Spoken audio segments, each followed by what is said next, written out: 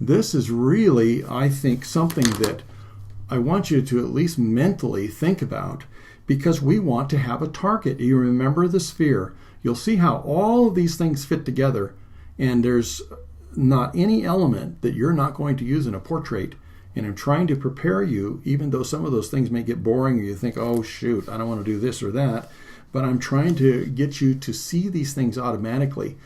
If you know where this brightest point is that you see here, now you know when you put your value in here where you're heading.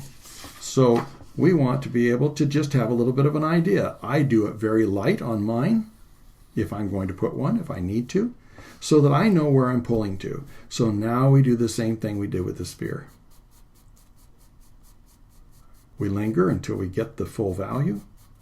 We start pulling away. And another thing I want to stress is it isn't my job right now to get all the way over here.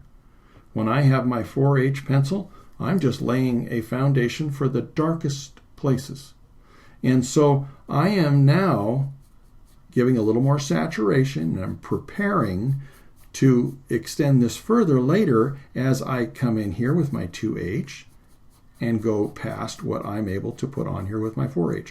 My 4H should have a limit to the pressure so I don't damage anything. It's a very hard pencil, and I don't want to damage my paper. It is also an opportunity for me to be much more exact, though, and to have it much more refined, because it is writing in and out of the tooth and the texture so well. Adding again some saturation, some tone in those places that a soft pencil would not have if you didn't bear down. And as soon as I start using a softer, darker pencil in these areas too soon and bearing down to fill in those little pits, there's all kinds of reasons why it becomes a big disadvantage, because you can't take it off as well. This one, it's almost like it lays not only a foundation for the value, but it also makes it easier to take the dark off the top of it. And I can just tap it off. If you've been practicing it with your eraser, then you're going to have the opportunity to remove, to modify. Remember when we did the extending the patches and all those things with that rounded end? When we tap it off, we always leave ourselves a transition, a place that it's easily repaired.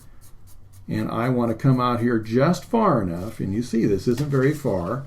I want to come out just far enough that I've laid that foundation and started giving myself a sense that this is curved, that this is going around and out of my sight. It is a round object, and I don't need to come all the way out here to do that. In fact, if I try to do that, I'm probably going to end up by flattening it out in a large degree, because I am trying to do it all with my 4H pencil.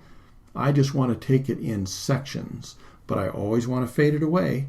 I don't want to come out here and just be ending it suddenly, or I'm going to have another facet out here. I want to be able to show that this is a contour and this is my edge. I don't want anything to compete with it. So that's why I've been stressing. You take your patches out, try as hard as you can not to see where it ends. When you're doing your sphere, it's a round object. That's why it's probably the epitome of round, and that's why I want you to be able to strain not to have it become a pattern on here or another edge, creating another edge, because these are the places that's really going to count. So we only go so far.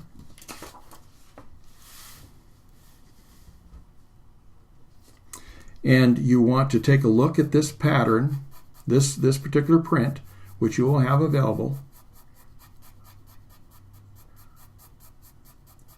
Look for that range. Don't come out here and stop. If you have an opportunity to, if you need to come in here and use the eraser, don't hesitate to do that.